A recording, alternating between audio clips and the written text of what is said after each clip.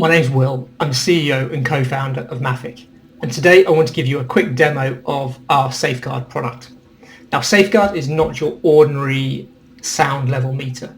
It's actually a noise mapping system. So instead of having one or two nodes, we have a network of nodes, say 15 or 20, which are spread across construction sites.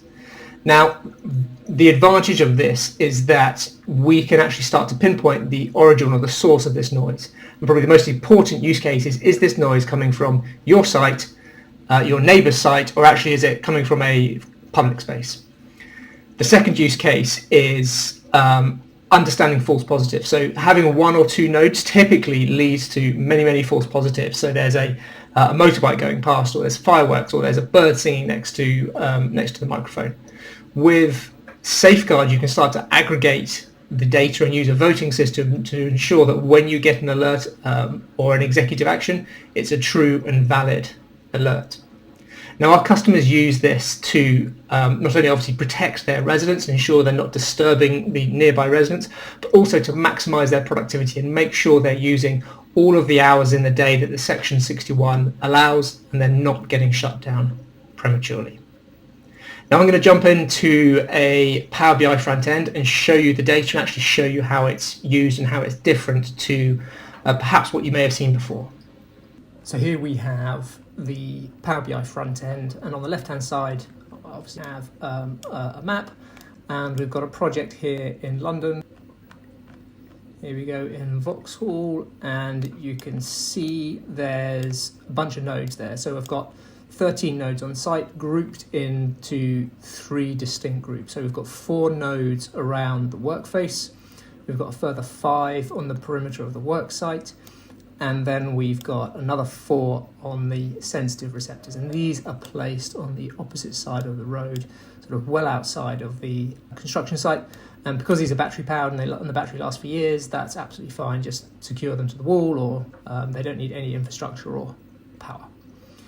On the top right here, we've got the time series of all of that data with a few filters and a scrubber or a slicer. And then this chart, this horizontal column chart here. So these are the 3 groups that I just talked about previously, the workface, the perimeter, and then the receptors with a few thresholds. And on the right-hand side here, we've got a scatter chart for the distance from the noise source, i.e. distance from the workface and the equivalent dBA. So this will actually start to be a plot, and we can actually start to tell if the noise is coming from the construction site or actually it's coming from off-site. What I'm going to do is I'm going to come into one day here. You can see one day starting 7 in the morning. I think these times are actually UTC, hence they're an hour out. But we can play this, and the chart will step through.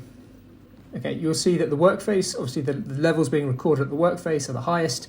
At the site perimeter, they're a little bit lower, and then of course at the receptors they're even lower. So this diagonal type shape that we're getting on this horizontal bar chart is sort of the indicative or the indication that noise is propagating from the workface out.